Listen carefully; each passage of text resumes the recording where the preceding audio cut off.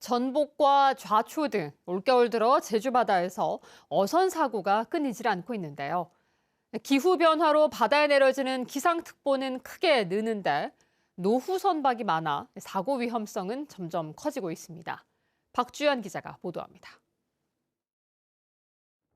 지난 12일 서귀포 앞바다에서 너울성 파도를 맞고 뒤집혀 2명이 숨지고 3명이 실종된 재성호 전복 사고. 이달 초에는 토끼섬 앞에서 어선 2척이 암초에 걸려 2명이 숨지고 2명이 실종됐습니다. 지난해 11월에는 비양도 북서쪽 바다에서는 5명이 숨지고 9명이 실종되는 금성호 침몰 사고가 발생했습니다.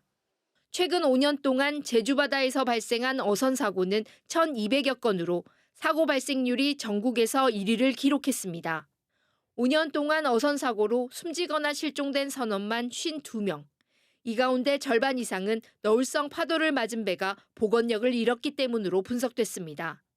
지난해 제주 먼바다에 발효된 풍랑과 태풍특보는 170여 건인데 기후변화로 5년 전보다 3배 이상 급증했습니다.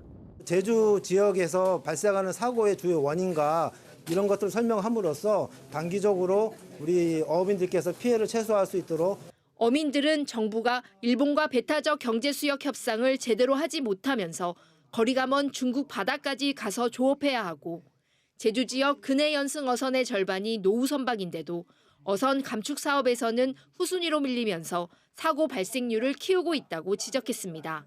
우리 이지 협상이 안 된 관계로 멀리 조업입니다. 지금 800km, 900km까지 나가는데 그러다 보면 적자 물량이 많이 싣고 나갑니다. 우리는 적자하다 보니까 사고율이 좀 저는 높다고 봅니다. 어선 감축벽이 저는 없다고 보고 있습니다. 어선 감축을 확대시켜갖고 어쩌나 선수가 적어야지 바다는 적은데 고기가 감소하다 보니까 밑집령 지금 작업을 하고 있지 않습니까? 기후변화로 너울성 파도가 잦아지는 만큼 복원력을 높이는 기술 개발도 필요하다는 요구도 나왔습니다. 해양에 문제가 있으면은 같이 배도 시대에 따라서 변해줘야 하는가. 이것을 과학적으로 해야지 무정 사고만 나서 참 사람의 목숨은 하나인데. 한국해양교통안전공단은 서귀포시 성산항을 방문해 근해 연승 어선에 대한 안전점검을 실시하고 벨트형 구명조끼 등 해양사고 초기 대응 물품을 지급했습니다. 또 이번 간담회에서 나온 어민들의 의견을 정부에 건의하겠다고 밝혀 잦아지는 제주 지역 어선 사고에 대한 예방책이 마련될지 주목됩니다.